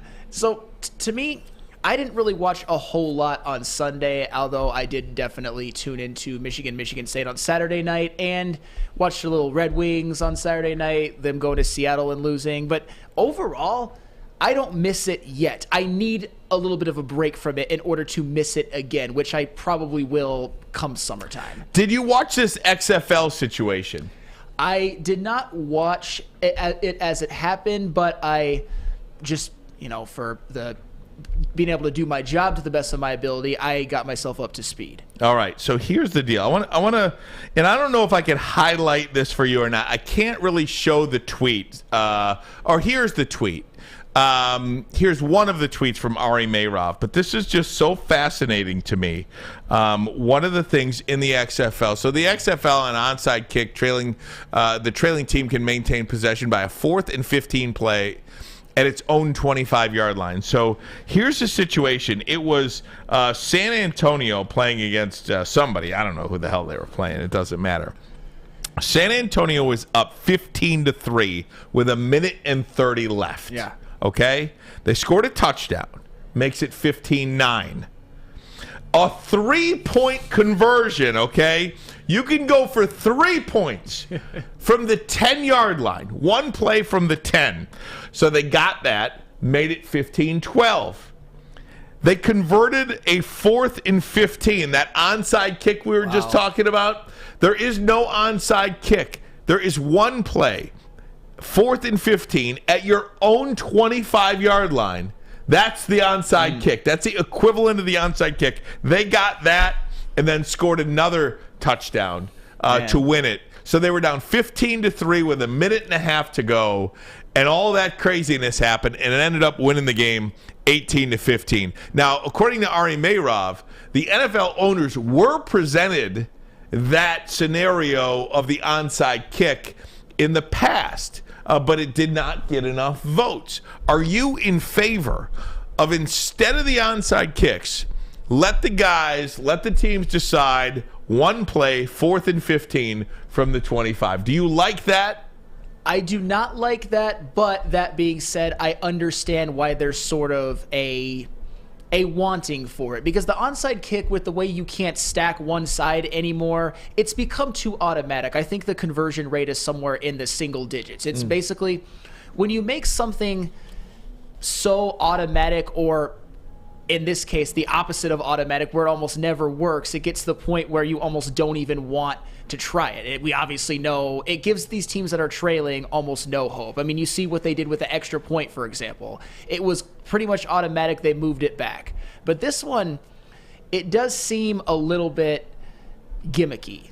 And in this modern NFL, converting a 4th and 15 to a lot of teams and a lot of offenses and a lot of quarterbacks, that's child's work. I mean, would you trust Patrick Mahomes to hit Kelsey on a 17-yard? What if there's a penalty too, right? I mean, these days you can throw a flag on just about anything. That is a great point. You what know? if you can draw like a defensive holding? Yeah, you do you get half the automatically distance?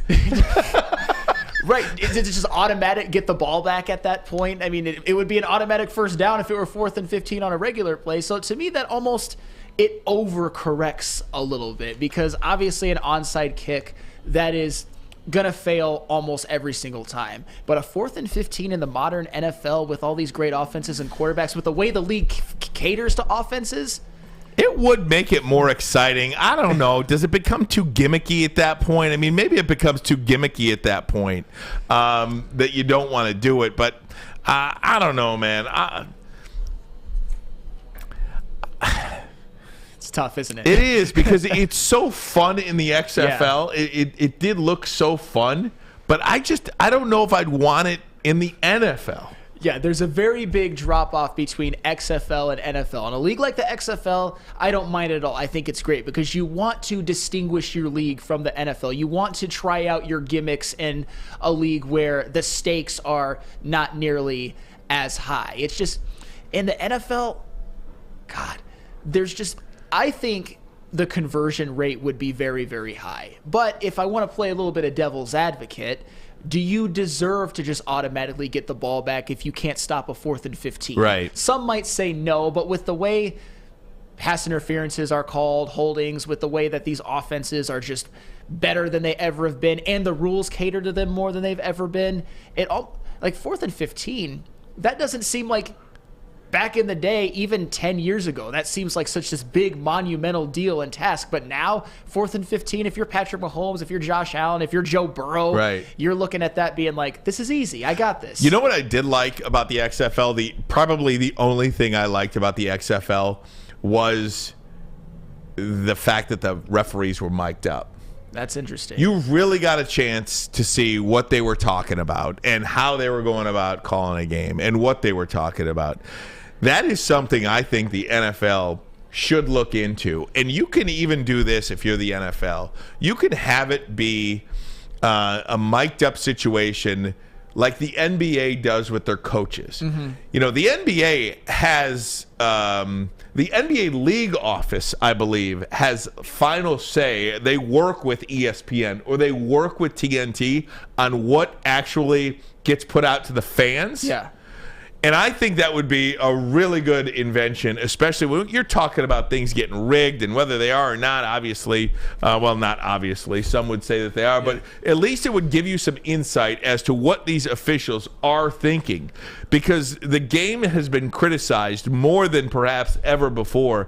I think if you stuck some mics on these guys, and again, between the league office and whatever network is putting out the game, you can feel free to share the audio that you agree upon be put out to the public. It might lead to some accountability, because to kind of go off on a different route, if a referee butchers a call that costs a team a game, mm-hmm. And that doesn't happen too often, but there are certain calls that are just so big, like the Super Bowl, for example. I thought that it was the right call, but it was definitely a little ticky-tack. They're not really held accountable for that. And if you're mic'd up and the fans kind of can understand the process of why you called it, maybe, I mean, I know there's some calls where you're almost like, why did they call that? What did they actually see? And then when it's explained, you're kind of like, oh, okay, he grabbed him here. Although when he got out of his break, it didn't look like they held him. Like, it would at least give some transparency, I would say, and just some accountability with the audience, because it's gotten to the point now where almost every time a team loses, it's like the refs, you can point to a certain call. And I don't know if that would alleviate it, because a lot of that I think is just bitter fans, because we all are when our team doesn't win. But it doesn't hurt. There's almost no accountability for these referees. They can basically do whatever they want. I know they have nobody to answer to. They have nobody to answer to. I mean, I know you might not be able to ref the Super Bowl if you're bad at your job, but as far as having to answer directly after the game, there's really none of that. The players do. If you lose a Super Bowl, if you lose, say, an NCAA tournament game and a missed shot and you're an 18-year-old kid, you have to answer, but the ref doesn't. It's no transparency in the NFL with that. I think that would be a welcome change if, in fact, the NFL would do something like that and adopt what the XFL has done. We've seen some of the innovations, many of the innovations from the first iteration of the XFL come to the NFL. Guys, got to take a break. When we come back, want to talk about Tiger Woods and Tampon Gate. But first, a message from Lady Jane's Haircuts for Men. Come to Lady Jane's for an award-winning haircut experience and register for a once-in-a-lifetime opportunity to win a down payment on your dream home up to $200,000. Lady Jane's open 7 days a week. You can walk in anytime. It's wicked awesome.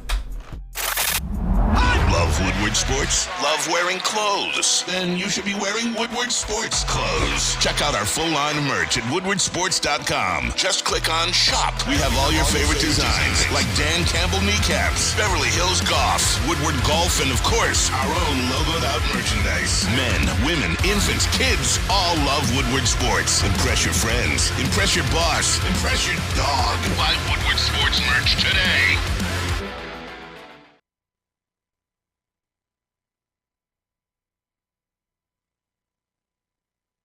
Hi, I'm Dr. Jason Olafson, DC, the founder of the Custom Health Centers, and we've helped thousands of people learn how easy it is to lose weight and keep it off with our customized weight loss and body contouring programs. With Custom Health, you don't feel hungry, you eat well.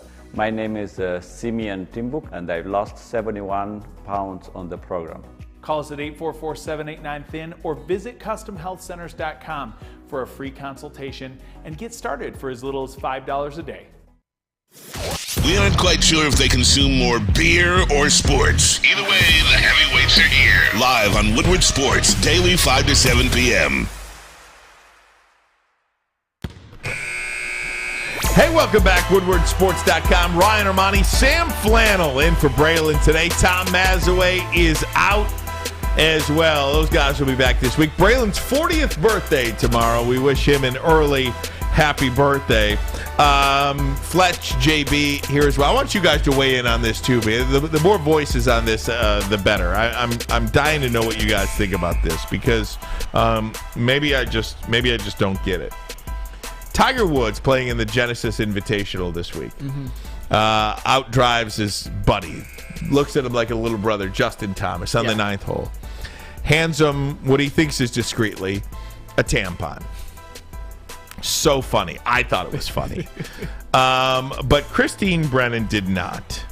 And she really highlighted this story. And I think more people have kind of jumped on after that. Really, Tiger? You're a 47-year-old girl dad who still puts juvenile and sexist tampon pranks like an immature schoolboy. That's what she wrote. She wrote a whole column about it. And I'm like, Christine, we all are. Aren't we all just a bunch of juveniles? Aren't we all just a bunch of kids? And when you stop being a juvenile and being a kid, man, I don't know. I'm a girl dad. Yeah. My wife laughed. I laughed.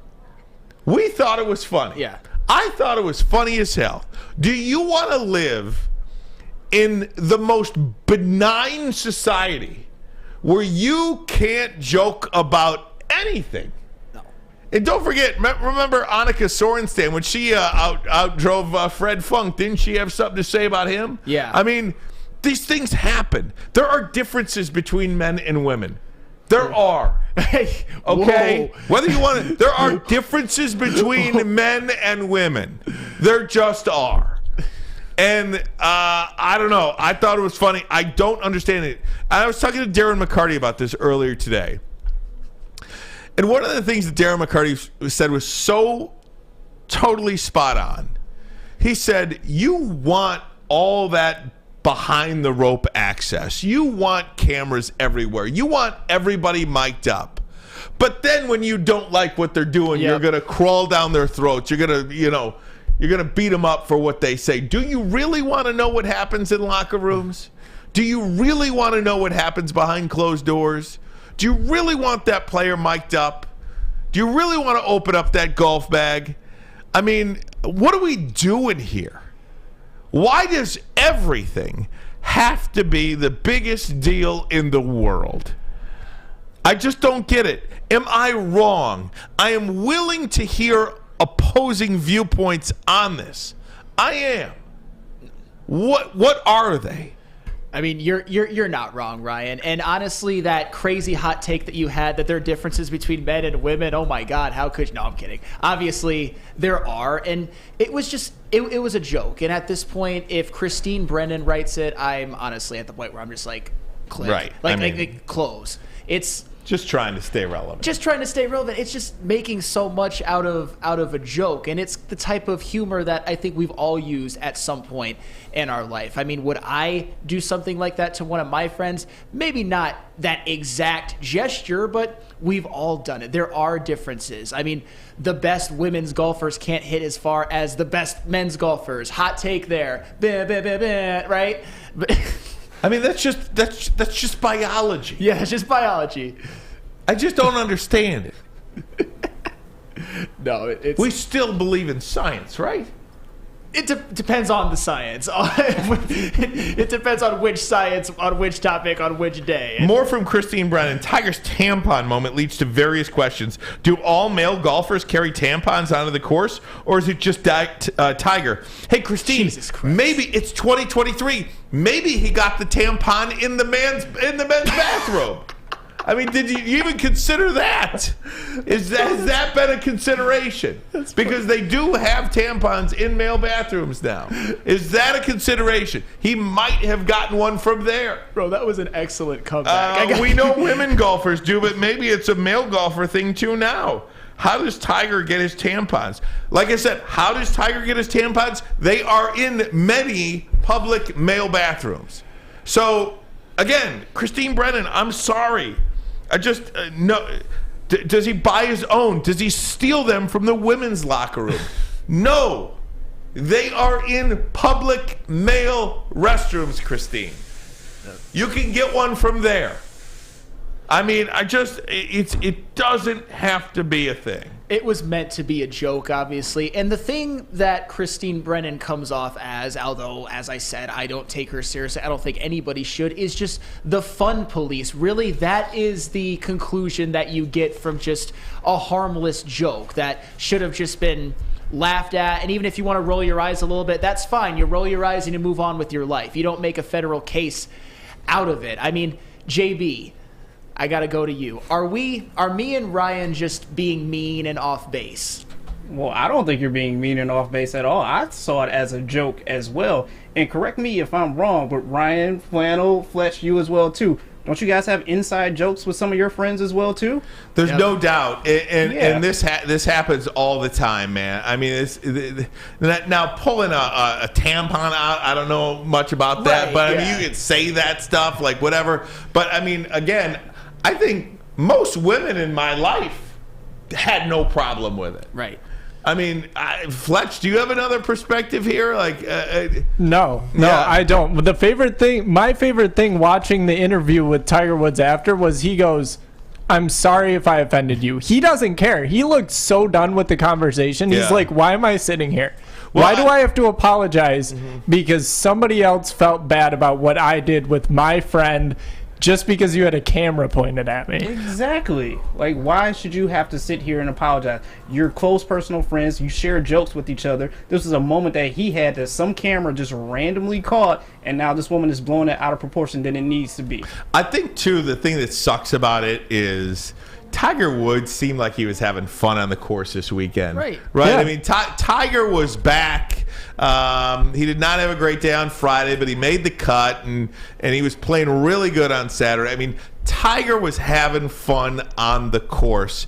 And then this happened, and it's just like, okay, let's crawl back into our hole and be all reserved again and not be able to do any of this stuff, not be able to interact with anybody because you're afraid on who you're going to offend or what column's going to be written about you. It's just, I am offended that this has been taken offense by so many. I don't get it, man. I don't get it. I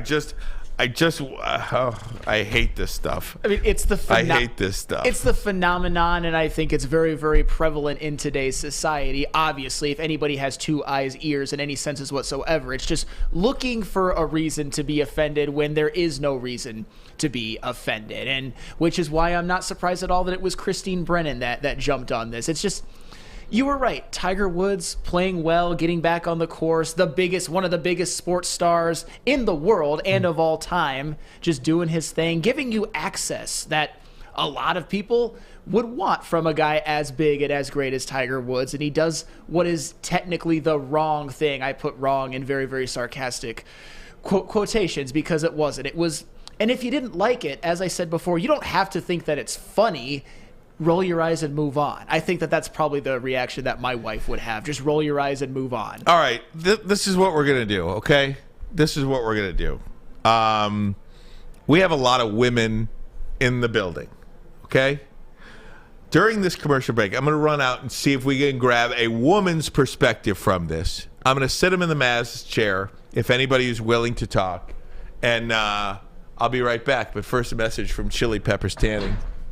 Yes, Chili Peppers Tanning is where you'll find the cleanest salons in the D with spotless, sanitized rooms and trained, certified tanning professionals. Join the Pepper Club today for all the best deals. They'll beat all competitors by $5. $5? Yes, $5. But don't forget to pick up Australian Gold, Designer Skin, Cal Tan, and Swedish Beauty Lotions as well. With 27 locations and more coming soon, Chili Peppers Tanning is your vitamin D headquarters. The hottest bulbs, the hottest deals, the darkest tans is ChiliPeppersTanning.com.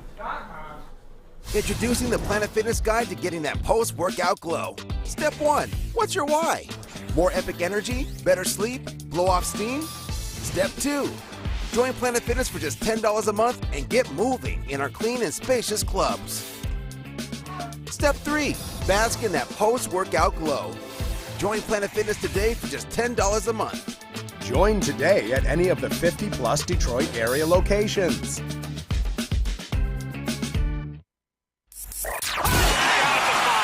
Three NBA championships. Detroit fans were there. 11 Stanley Cups. Detroit fans were there. 4 World Series wins. Detroit fans were there. And that one Lions playoff win in 1991, yeah, Detroit fans were there. Woodward Sports, where the fans are. Cintron is an aspirational lifestyle beverage brand with a line of sparkling flavored energy beverages and premium bottled waters. Cintron is fashionable, functional, and fun. If you are looking for premium ingredients, long-lasting energy, balanced hydration, essential vitamins, and great taste, Cintron is your top choice. Drink it, live it with Cintron. All right, welcome back. WoodwardSports.com. I was successful in my trek to track down a female here, Sam Flannel. Hey.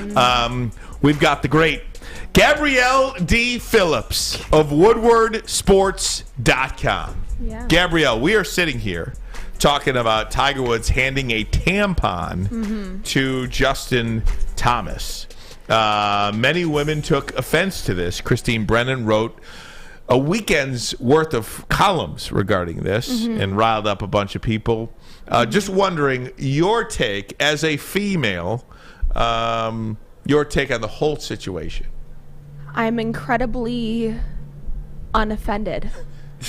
Incredibly unoffended. Not just unoffended. You are incredibly unoffended by it. Incredibly unoffended. Did you get a laugh out of it? Did you get a ha-ha kind? I got a huge laugh. I thought it was hilarious. People need to learn how to take a joke. It wasn't serious. It was a funny exchange between two guys on a golf course, and if you think that they're going to give you some politically correct behavior all the time, it's not going to happen. It just doesn't happen 100% of the time. You can't be politically correct 100% of the time. Lord knows I am not politically correct 30% of the time. We try to have you clean it up on air, and it never works. We have these conversations, and I just can't get there. No. It was just blown out of proportion. It should have been much to do about nothing. Honestly, if it wouldn't have been, if Christine Brennan didn't get in a wad over this, and which kind of led. Well, we can have some couth in discussing. Yes, and like have some.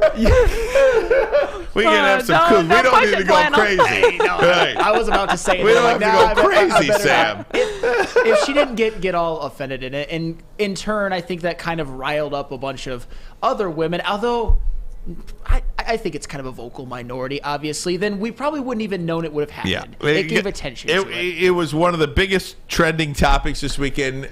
Gab, thanks so much for your perspective. Incredibly unoffended. Incredibly unoffended. It's definitely happened plenty of times before, and this is the only time it's been caught on camera. So get over it. Get over it. Get over it. That's her words, not mine. Take a joke. Take a joke. Yes. Take a joke.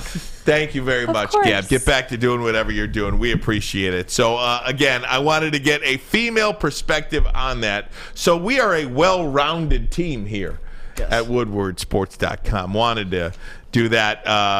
Shout out to Gabby, says Troll Poppy. Is this Flannel Sam's replacement? I hope so. She's way better on the eyes. Troll Poppy is not a fan of mine. I've seen him pop up. I don't know. Who wouldn't be a fan of yours? I've seen him pop up, I think, at heavyweights. Oh, my gosh. It's okay. It's all. Oh, my gosh. All right. Good. So I wanted to do that. I just, I wouldn't have extended that topic. But again, it was raised. The idea was raised to get a female perspective on that. And it's pretty easy. We're here in the middle of Lady Jane's and Woodward Sports. We got plenty of females here. It was just really easy to go say, hey, anybody want to come on air with me?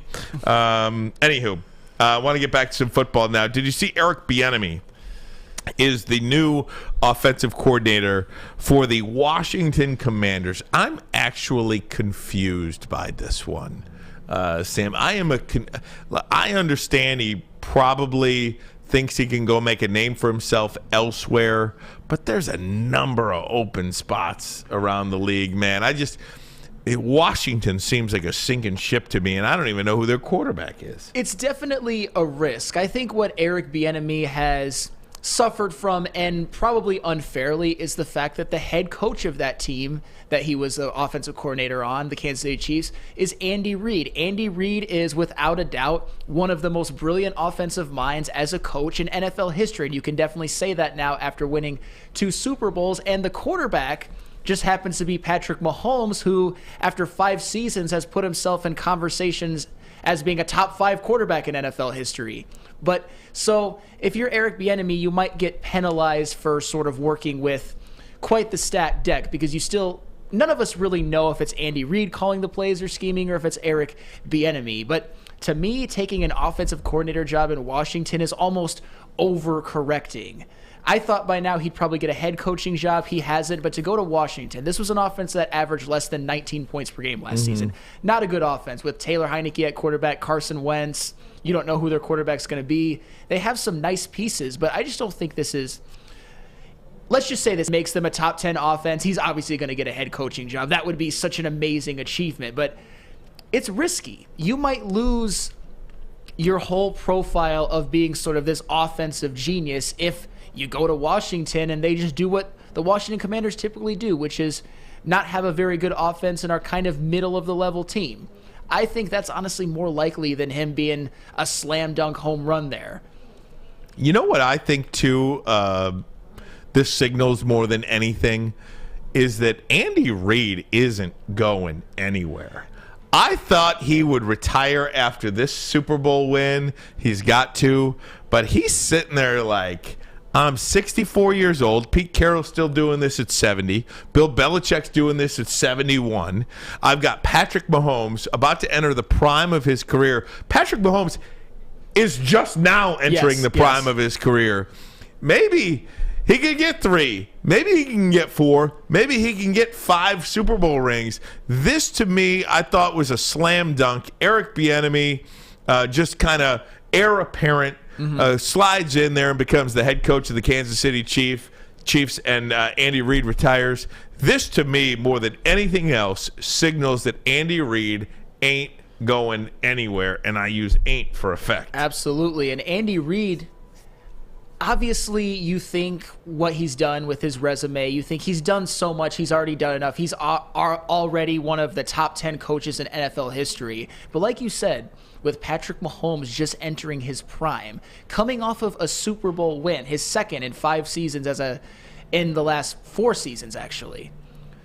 If they can keep this going and win a couple of more, we could be talking about Andy Reid, and I can't believe I'm saying this, and this is obviously, this would take a lot more, as the greatest coach in NFL history. What if he wins 4 Super Bowls with the Kansas City Chiefs? I'm not saying it's likely, but I'm not saying that it's definitely not going to happen, because the Chiefs, this was kind of the year to get them, and they won the Super Bowl. They could easily win a few more. Yeah, it's so interesting, man. It's so interesting, and you never know what the reason. I'm not in those rooms when Eric Bieniemy is interviewing. I have no idea why he hasn't gotten a job yet, but I don't know. I can't believe that it feels like he's got to go somewhere else to prove himself all over again. I just don't get it. I can't imagine why it has to be like this. But again, if he's going to go take one of the worst quarterback situations, one of the worst organizations in the game, if he's got to go there and turn that around first, well, then we'll take a look and see here. I think maybe at that point, if he's able to turn this Washington thing around, he'll get a good look. Now, the guy that's going to replace him most likely in Kansas City is Matt Nagy, the former head coach of the Chicago Bears. Yeah. Now, it's so funny. You just automatically think that Kansas City is going to be slotted in for the Super Bowl every year. Matt Nagy, man, it's where quarterbacks go to die, right? I mean, I don't know. I hate talking about a guy like that, but Matt Nagy, I don't want to say he ruined Mitchell Trubisky, but my goodness, he chose Mitchell Trubisky over Patrick Mahomes first time around, and now he may be going to coach Patrick Mahomes after all, just not going to be in Chicago. I mean, it seems like an obvious downgrade on the surface, going from Eric Bieniemy as your offensive coordinator to Matt Nagy, but they're still under the umbrella of Andy Reid, and that's why I think it won't be that. I don't think it'll hurt the offense at all. Definitely not as much as you might think. Maybe not even at all. I mean, Matt Nagy was the quarterback's coach for Kansas City in 2016 and 2017, which was Patrick Mahomes' rookie season, the one where he didn't play. His time with the Bears, although Mitchell Trubisky never really became much of anything, his rookie year wasn't too bad. He led him to the playoffs twice, led him to a 13-3 season. It just ended not well. I'll just say that. So maybe being a coordinator in a system that he's familiar with a quarterback and a coach that he's familiar with, I don't think the Chiefs will suffer that much. Maybe not even at all because of the power of Andy Reid, Patrick Mahomes, Travis Kelce in that offense. And if that's the case, then you just really answered everybody's question about Eric Bieniemy. If Matt Nagy could coach, right? You know what I mean? If Matt Nagy can coach over there and be a pretty good offense, maybe that is why Eric Bieniemy left because of that kind of standard. Guys, let me take a break. Come right back. When we do, want to get your take on the NBA All-Star Game, also Daytona 500.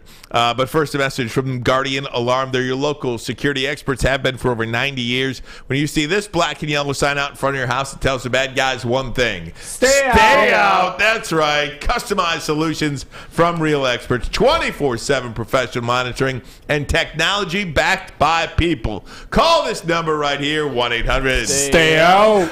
That number again, 1-800. Stay out. Call them today. The sports marketing agency would not be who we are without great community partners like Higuera Health and Carol Zuniga. It's an awesome opportunity to partner with your organization. Higuera Health is a comprehensive behavioral health organization. We serve children through older adults with mental health, substance use, and developmental disabilities across Western Wayne counties, and really excited to now be in downriver communities as well. Give us a call at 734-458-4601. We don't like to brag that we are the toughest sports network in Detroit, but we do have a guy named Darren McCarty on our side. Lemieux and McCarty, who've had a good knockdown drag up. There they go, right on the whistle. They were talking to one another. Woodward Sports. Wintertime in Detroit is always better with comfort foods from Big Boy. Try the classic meatloaf or the Cajun chicken Alfredo. But what about breakfast? The breakfast menu is back in this crazy stuffed with things that you need to try today. Try the stuffed potato pancakes and the lumberjack, the Santa Fe Guard, or even the Blockbuster. Stop by your local Big Boy today and try them all. Guys, NBA had their All-Star weekend, this past weekend, game last night. But is there that much of a demand? I tweeted this out too. Is there that much of a demand for a Sunday night start time at 9 o'clock? That the ratings are so much better at 9 o'clock on TNT than they would be at 3:30? Am I just an old guy? No, you're not an old guy. We all got jobs. I mean, it's the All-Star game. It's not even something that there's really that much of a target audience for. I mean, there's a little bit of a target audience, but it's an NBA All-Star game where there's basically not a lot of effort being shown by either team. So yeah, it might as well go the way of the Pro Bowl, to me, honestly. Just seriously, get rid of it. And it didn't always used to be like that too. I mean, the NBA All-Star game was a pretty decent All-Star game for so many years, and then I obviously, like, this generation of athlete, they're all friends with everybody. Everybody's just shooting from the half court. They shoot the three, and then they go back the other way. And then there's no defense whatsoever. I think there were like damn near 400 points scored yesterday, like 360, 370 points.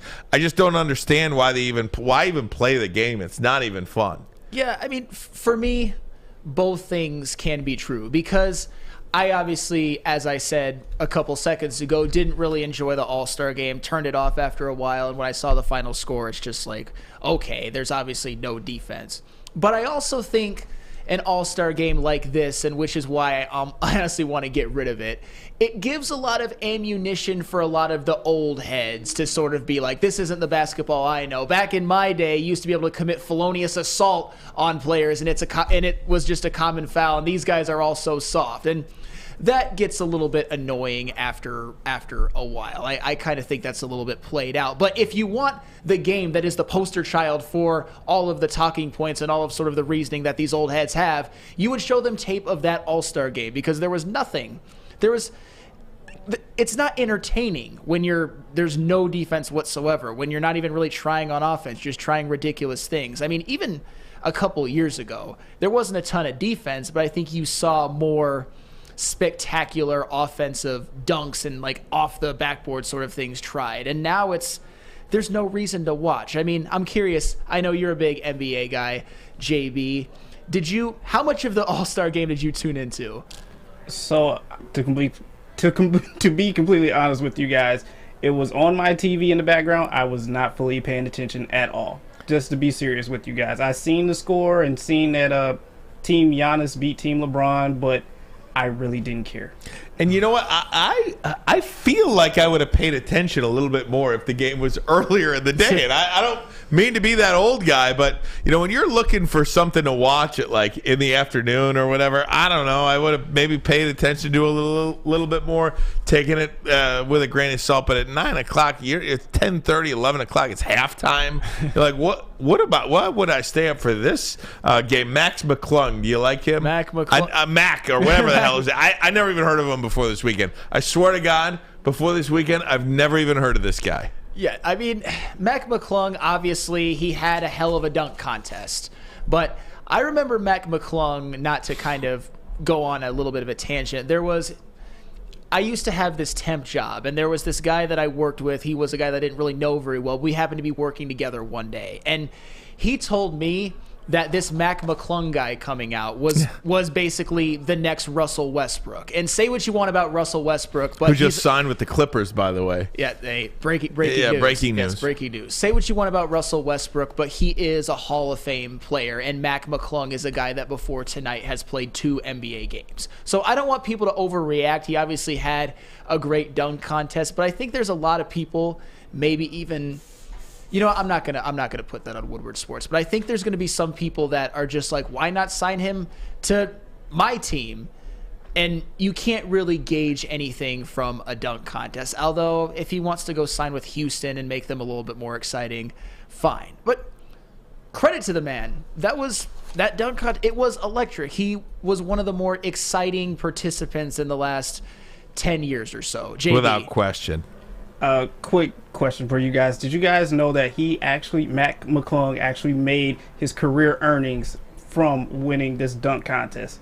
The exact same amount. What does he get for winning the dunk contest? $100,000. Wow. Well, and he makes 106. Yeah. And that's that is really cool. And that's something that you can look back as sort of you made your year. You made your career at that point. Because even though I kind of poo-pooed the idea of teams wanting to sign him just because he wins the dunk contest, I think that there's going to be a little bit of a market for him at least to join the G League and make a living playing professional basketball. And good for him, because now, I mean, $100,000, that's a hell of a lot of money, especially for a guy by professional basketball players' standards, at least monetarily, is struggling, probably like a lot of us. No kidding. And then Ricky Stenhouse Jr. won the Daytona 500. It was the longest Daytona 500. I was so disappointed. The Daytona 500 in NASCAR is, I don't know if you guys pay attention to this stuff. I started watching NASCAR a little bit in 2020 in the midst of the pandemic because it was the only sport on, so I tried to pay attention. I like it. I like it. I enjoy it. I think it's fun to people watch. I think it's fun to see all those left turns. But, man, this is like a NBA situation, too, where you really don't have to pay attention until the last 5 minutes of the race, last 5 laps of the race. This thing went all night, and then they have like 3 or 4 cautions on the final lap, and you had all these green, white checkers. It goes to overtime, and there was a caution behind the race, and of course, Ricky Stenhouse Jr. was in front of Joey Logano or Brad Keselowski. I forgot, always get those two mixed up. But hey, how you doing over there? Very good, good job. Somebody over there, Lady Jane's trying to show me something. So yeah, either way, Ricky Stenhouse Jr. wins the Daytona 500. Sam Flannel, this has been one hell of an enjoyable day. Good job, man. Love to have you back. Braylon, you are in all week? Yes. You are in all week. Braylon is in tomorrow. Wish Braylon a happy birthday. The big guy is 40 years old. Maz is back on Wednesday. You and Braylon tomorrow, so you guys are going to have a lot of fun. JB, Flannel, or Fletch, JB, you guys rock. Flannel, you're the man too, man. You're the man, good stuff here. Woodward Sports, let's go. Have a great day, everybody. Make sure you download the Woodward Sports app in the App Store and the Google Play Store today. Take Woodward Sports with you wherever you go and listen live on your phone or mobile device.